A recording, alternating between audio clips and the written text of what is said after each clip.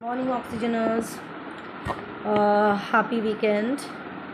তো আজ আমি আবার তোমাদের কাছে চলে আসলাম, সবজি কাটবো আর গল্প করব। আজ এই খাটের ওপর বসে কাটছি, পাখার তলায় আসতে হলো কারণ প্রচণ্ড গরম রান্নাঘরে, আমি পারছি না। তো চলো, আজকে তো শনিবার, তো আমি তো বলেইছি তোমাদেরকে আমি এখন শনিবার দিনটা মানছি। শনিবার দিনটা শুধু না, শনি আর মঙ্গলবার দুটো দিনই মানছি, দুটো দিনই নিরামিষ খাচ্ছি। ইনফ্যাক্ট মাছ তো আমরা ডেলি খাই না, তোমরা জানোই। মাছ মাংস তো আমাদের খাওয়া হয় না, ডিমটা খাওয়া পড়ে, সেটাই হিসাবে আমিষ, আর পেঁয়াজ রসুনটা খাওয়া পড়ে, রসুন না পেঁয়াজটা। তো এখন সেটাও বন্ধ করেছি। মঙ্গলবার আর শনিবার একদম স্ট্রিক্টলি নো ননভেজ। তো আজকে সেই হিসেবে হনুমান জয়ন্তীও, তো যাই হোক, এখন এগুলো অ্যাকচুয়ালি মানতে হচ্ছে, মানছিও। তা এখন ওই জন্যে এই যে কুমড়ো দেখতে পাচ্ছ, মিষ্টি কুমড়ো পেলাম না, এই কুমড়ো মানে এটাও মিষ্টি কুমড়োই, কিন্তু আমি চাই একদম লালচে যে কুমড়োটা, সেরকম পেলাম না। যাই হোক, এখন কুমড়ো দিয়ে একটু আলু দিয়ে বিনস দিয়ে আমি আজকে সেদ্ধ চালের খিচুড়ি বানাবো। কিন্তু সেদ্ধ চালের খিচুড়ি বানাবো মানে এই নয় যে আমি মুসুরির ডাল দেবো মুগের ডাল দিয়ে আমি খিচুড়িটা বানাবো। আর আজকে আর বেগুন করব না, মানে বেগুন ভাজা। ব্যাপারটা হলো বেগুন ভাজায় প্রচুর তেল লাগে, আর সেদিনকে আমি বেগুনটা ভেজেছিলাম, তোমরা দেখেছিলাম, আমি বেগুনে একটুখানি বেসনের ডাস্ট ছড়িয়ে দিয়েছিলাম, তাতে আমার মেয়ে বেগুন ভাজা খায়নি। বলেছে, মা যদি বেগুন তুমি ভাজতে পারো, যদি যেরকম নর্মাল বেগুন ভাজা হয় সেরকম যদি করতে পারো তো ওয়েল অ্যান্ড গুড, এরকম বেগুন ভাজা তুমি করবে। তা আমি বললাম তাহলে বেগুন ভাজা খেতেই হবে না, কারণ বেগুন ভাজা সত্যি কথা বলতে তেল লাগে, গায়ে লাগে, বড্ড গায়ে লাগছেও। এখন আর আমার বয়স নেই, তাই জন্যে আমি বলেছি যে তোমার করতে হবে, বেগুন ভাজা। তো কী খাবো খিচুড়ির সাথে, কী খাবো, যে না, দেখলাম মেয়েই বললো, মেয়ে কিন্তু খেতে চায় না, বললো ঠিক আছে তাহলে পাঁপড় ভাজাই খাবো। তাহলে ওকে, তাহলে পাঁপড় ভাজা, দেখবে তেলও বেশি লাগে না। তো পাঁপড় ভাজা দিয়ে খিচুড়িটা খাবো, আর সবজির মধ্যে দেবো হলো তোমার এই যে রয়েছে বিনস, আর এই কুমড়ো, আর একটু একটা এই যে একটা আলু দেবো। তো চলো, আর আমি এখন আর কৌটোর তেল ইউজ করছি না, মানে একবারে তেল আনছি না। আমার তো সেদিনকে তোমরা দেখলে তেল বেশি ছিল না, আমি এখন স্যাশে আনছি। এরকম প্যাকেটের স্যাশে এখন 7 টাকা করে দিয়েছে, 5 টাকার স্যাশেগুলো নিই, ওটাই অনেকগুলো এখন আপাতত এনে রেখেছি, ওটা দিয়েই আর কি তোমার রান্না করছি। তো যাই হোক, চলো। তো আজকে আমি সেদ্ধ চালের খিচুড়ি বানাবো বলতে শুধু বলেছি মামাইকে যে আনতে, সেদ্ধ চাল বলতে মানে ভালো দামি চালটা, মানে আমরা যে 35 টাকা করে কিলো যে চালটা খাচ্ছি সেটা তো বড্ড গন্ধ, মানে ওটা দিয়ে খিচুড়িটা খাওয়া যাবে না। হ্যাঁ, ওটা দিয়ে হয়তো খাওয়া যেত যদি পেঁয়াজ দিতে পারতাম, কিন্তু তা তো দেবো না। তাই জন্য বলেছি যে ফ্রাইড রাইসের যে চালগুলো হয় লম্বা লম্বা, মানে বিরিয়ানি চাল, ওই আনতে বলেছি। 100 গ্রাম ওটা আনতে বলেছি, 100 গ্রাম ওটা দেবো। আর মুগের ডাল আছেই, 100 গ্রাম মুগের ডাল দেবো, এই দিয়ে খিচুড়িটা বানাবো। সব সময় আর কি ওই আতপ চালের খিচুড়ি বা ওই ম্যাক্সিমামই তো করছিলাম এখন কদিন, তোমরা দেখছিলেই যে সাবুর, তো সাবুর খিচুড়ি আর ইচ্ছা করছে না। তো আজকে একটু চালের খিচুড়ি করবো, তা ওইভাবে করবো ভাবছি। কিন্তু ব্যাপারটা হলে ঘি নেই, ঘিটা শেষ। খিচুড়ির মধ্যে একটু ঘিটি দিলে খেতে ভালো লাগে, ঘিটা শেষ। আর আমি আগে চালাতাম ঘরটা, তাও ঘর মানে, তাই আমি ঠিকঠাক, যেই হোক আমি অতটা কার্পণ্য করতাম না, কিন্তু মেয়ের হাত দিয়ে তো চলতেই চায় না। ওকে যদি বলতাম এখন ঘি আনার কথা, তখন বলতো না ঘি ছাড়াই করো না, ঘি ছাড়া কি লোকে খিচুড়ি খায় না। এই হলো ব্যাপার। তো তাই জন্য ওকে আর মানে বলতেও পারিনি। যাকগে, কবে থেকে একটা পিলার কিনবো, দেখো পিলারও কেনা হচ্ছে না। একটা পিলারের কত দাম হবে? 20 টাকা 25 টাকা যা হবে। এই খোসা ছাড়ানো না একার সময় কি হয়, ভালোভাবে মন দিয়ে ছাড়ালে খোসায় কোনো মানে উইদাউট মাংসই তোমার, আই মিন উইদাউট ফ্লেশই খোসা বেরিয়ে আসে।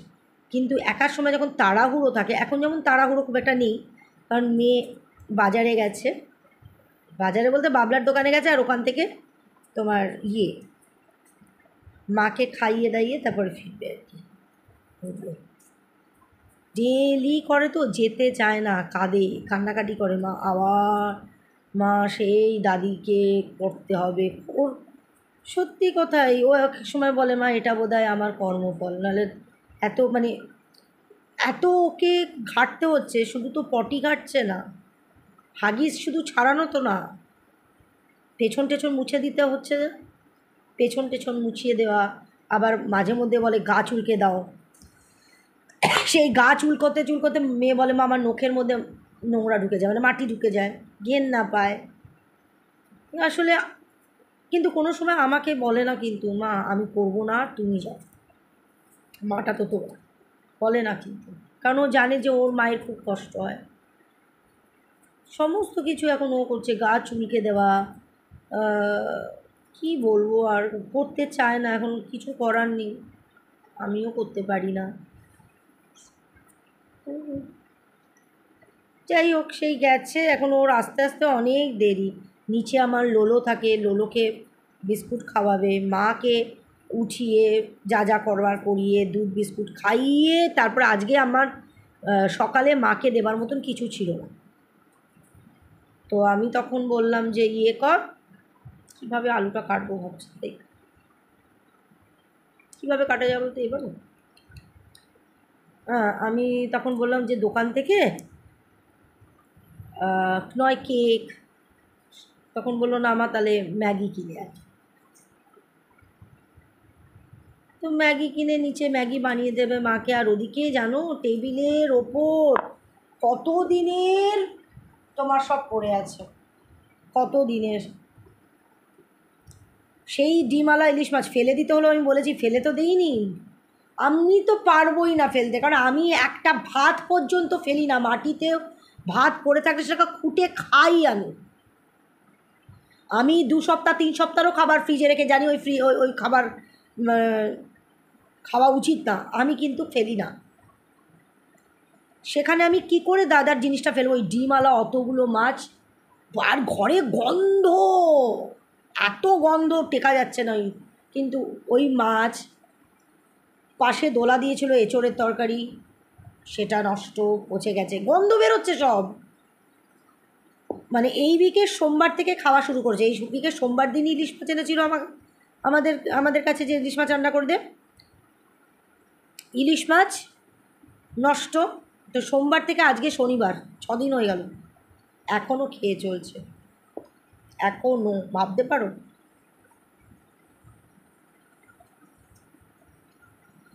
কি বলবো আর, এর আমরা কি করব? বিশ্বাস করো, এখানে থাকার ইচ্ছা একদম নেই। দিদি বেরিয়ে চলে গেছে, খুব আনন্দে আছে, কিন্তু আমার সত্যি বলছি এখানে থাকার একদম ইচ্ছা নেই। কিন্তু আমাদের তো কিছু কোনো মানে অপশন নেই, আমাদের কোনো রকম অপশন নেই। এক তো আমার পায়ের বেরিয়ে আমার ডগিজরা, রাস্তার কুকুর কেউ মেনে নেবে না, তাও একটা না, 4-4টে। তারপরে বড় কথা, কোথায় গিয়ে ঘর ভাড়া নেব? টাকা দিতে লাগবে না তো, টাকা কোথায় যে মান্থলি ভাড়া দেব? তো যাই হোক, সেটা হবে না।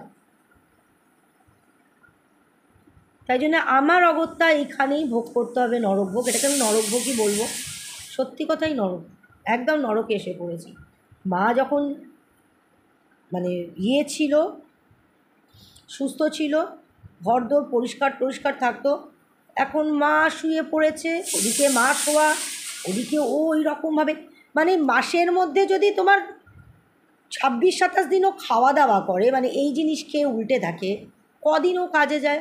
আর আমি কাজের জায়গাও বলিহারি ওকে রাখেও, আবার এই যে ও খাওয়া বন্ধ করে আবার কাজে যাবে, ওকে রাখবে কিন্তু কী জানি বাবা, কি মানে কিসের মানে কী জন্যে কীভাবে রাখছে আমার কোনো আইডিয়া নেই। যাই হোক, আমাদের ভালো লাগে না এখানে থাকার, ইচ্ছা না, মানে ইচ্ছা করে না। যদি মনে হয় যদি একটা যদি আজকের কথা না, আমি বলছি ধরো গ্যাসটা বন্ধ করে দিয়ে আসি, মানে হয়ে যাচ্ছে।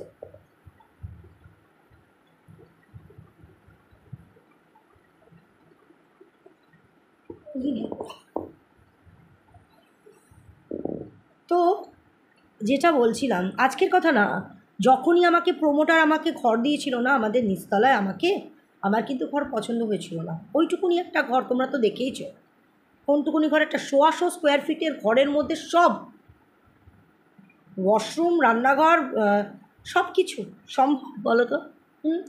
আমাকে ওখানে তো দিয়েছে আমার প্রমোটার। আমি কত বলেছিলাম, আমাদের প্রমোটারের নাম মনুদা, মনুদা আমাকে তুমি ইয়ে করো, আমাকে তুমি তোমার অন্য জায়গায় দাও, এটা তুমি নিয়ে নাও, আমাকে তুমি অন্য জায়গায় দাও। সেই আমাকে দিল না। ওইটুকুনি জায়গায় থাকা যায় বলো তো? আর এখন তো আমার কুকুর, এতগুলো কুকুর নিয়ে আমি ওইটুকুনি জায়গায় থাকতে পারছিলাম না। আর জানোই তো ওই ঘরের কী কন্ডিশন। তো সে যাই হোক, এমনি বহু আগেই আমি চেয়েছিলাম এখান থেকে বেরিয়ে যেতে, সেটা আমার হয়ে ওঠে। আর এখন তো যেটা বলছিলাম সেটা আমার হয়ে ওঠেনি, আর এখন আমার ক্ষমতাও নেই ঘর ভাড়া দিয়ে থাকার, আর তারপরেও আমার ডগিরা রয়েছে। কোনো বাড়ির লোক মেনে নেবে না, না রাস্তার কুকুর, তাই না? যাই হোক, এখন অগত্যা এখানেই থাকতে হবে। মেয়ে প্রতিদিন নামার সময় ঘ্যান ঘ্যান করবে, প্রতিটা দিন। আর আমি বলি সবসময় রোজ সকালবেলা করে হাগিস চেঞ্জ করতে হয় কেন? রোজ সকালবেলা হাগিস চেঞ্জ করতে হয় কেন বলে কি? ম্যাক্সি ভিজে চুপচুপ করে, অনেক সময় হাগিস এত ভিজে থাকে যে হাগিস থেকেও ইস্যু তোমার নিচে পড়ে যায়। তো ওটা না চেঞ্জ করলে হয়? ওখানে আমি যাচ্ছি আর ওকে তো বসে থাকতে হয়, যতক্ষণ না খাওয়া কমপ্লিট হচ্ছে তো বসে থাকছে মায়ের কাছে, কারণ দিয়ে তো চলে আসছে না, কারণ দুধ ফুদ তো বসিয়ে খাওয়ায়, সেটা না উঠিয়ে বসিয়ে খাওয়াতে হয়। যাই হোক, খুবই মানে মানে যাচ্ছে আমাদের, বলবার না, এতটাই মানে কষ্ট যাচ্ছে, মানসিক কষ্ট, আর্থিক কষ্ট, শারীরিক কষ্ট তো আমাদের আছেই। কবে হবে জানি না, এটা থেকে কবে আমরা পাবো। আচ্ছা, আমি এখনও জানি না, এই যে বিনসের ভেতরে যে বিচি থাকে, বিচি কি ফেলে দিতে হয়? মানে আমি কিন্তু ফেলে দিই, কিন্তু তাহলে কি হচ্ছে, বিনসটা বড্ড ল্যাট করছে।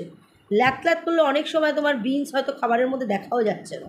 সরো না, অনেক কিছু কিন্তু আমি জানি না। দেখো এখন এই যে বিনসের বিচিগুলো ফেলছি, নাকি ফেলবো না, আমি ফেলে দিচ্ছি।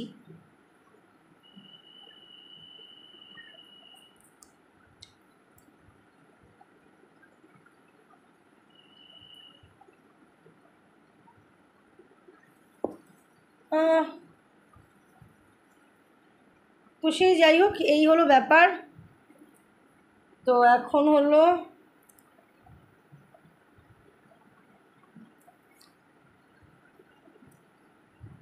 আজকে যদি মা আমার ওপরে থাকতো না, এতটা কষ্ট হতো না। বারে ওই মেয়ে আরও কেন করতে চায় না জানো তো? ওই দাদা ওইভাবে খেয়ে উল্টে পড়ে থাকে, সেটাও সহ্য করতে পারে না। আর ঘরের মধ্যে মানে কীরকম, তাহলে এবার তোমরা আইডিয়া করো, ওদিকে টেবিলের ওপর কয়েক দিনের খাবার, সেগুলো পচে গেছে, সেগুলো থেকে একটা গন্ধ পচেছে, সেগুলো কেন রেখে দেওয়া? যে ওই ফেলবে, ও দেখুক ওর জিনিসগুলো কিভাবে নষ্ট হয়, যে ও দেখবে ওই ফেলবে। আর তোমার ওদিকে ওর খাওয়া, ও তো মানে বিভৎস খাওয়াই না, সেই গন্ধ, ওই গন্ধ আর ওই গন্ধ, ওই দুটো গন্ধ মিলে ঘরের অবস্থা বুঝতে পারছো তো কী? কত আর আমরা রুম ফ্রেশনার দেবো? দুটো রুম ফ্রেশনার বড় দেয়া শেষ, তারপরে এমনি যে এয়ার পকেটওয়ালা ওগুলো আমি আমার ঘরে রাখবো, ওদের ঘরে দেবো, তো সম্ভব না বলো। যে কি শাস্তি, সত্যি কথা তাই বলছে মেয়ে যে মা শাস্তি তো আমার, কারুর শাস্তি না, এটা কিন্তু সত্যি কথা। আর কিন্তু এরকম শাস্তি কিন্তু কারুর নেই, কারুর নেই। ও যে শাস্তিটা ভোগ করছে। তারপরেও মা অভিশাপ করে দেবে আমার মেয়েকে যে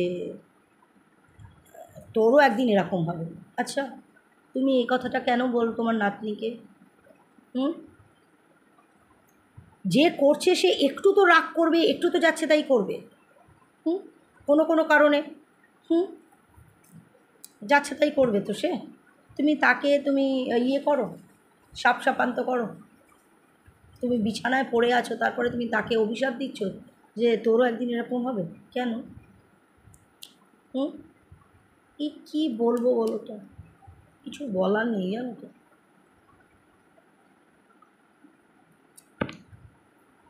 আগে যখন ভালো ছিল এরকমও সময় গেছে আমার মা আমার মেয়েকে লাথি পর্যন্ত মেরেছে।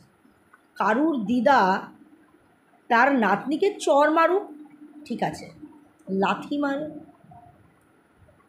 লাথি মেরেছে মানে তোকে লাথি মারবো না লাথি মেরেছে আমি ঠিক বলতে পারবো না।